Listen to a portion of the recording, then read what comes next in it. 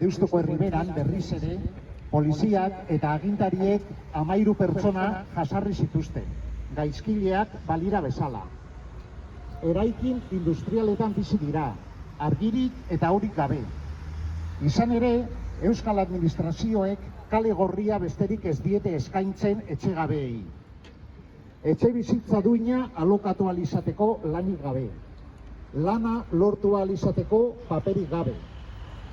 Gizarte bazterketara bultzatzen dituen gurpil zoroan harrapaturik bizi dira. Baldintza horietan bizi behar izateari gehitu behar zaio delitugileak balira bezala eta bortizkeriak tratatu dituztela, bai poliziak, bai instituzioak. 13 auzokide hauen kasuan, haien irregulartasun bakarra paperik ez edukitzea izan da. Poliziak berak adierazi duen bezala. Aurretik identifikatu gabe zeudela esan baitu. Gogoratu beharra dago, hori falta administratibo bat besterik ez dela. Zirkulazio isun baten parekoa.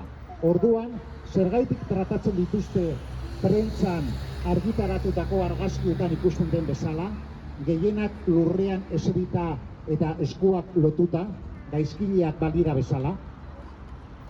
Nola integratu daitezke gizartean, edo nola babestu nahi dituzte euskal agintariek kalean bizitzera behartuta dauden pertsonak, existitzeko eskubidea bera ere ukatzen badiete?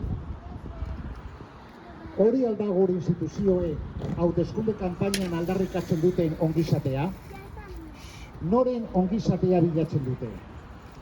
Migratzaile gehienek ez dute bozka emateko eskubiderik. Horrek baute du zerikusirik. Joan den astean bertan, jakin genuen udaltzaingoak 8 gazte migratzaile etxetik atera bota zituela Bilboko 7 kaleetan, Iturribide kalean zehazki. Eta esmusek ez diela inolako irtenbiderik eman. Non daude ongizate udal politikak? Udalak uste aldu zaurgarrienek falta bat ordaindu behar dutela? Hauteskunde garaiak justifikatzen aldu jada zaurgarriak direnak are zaurgarriago bihurtzea?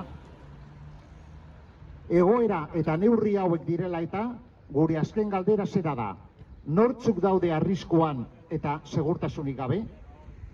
Kalean bizi behar dutenek tasuzko politika sozialak behar dituzte.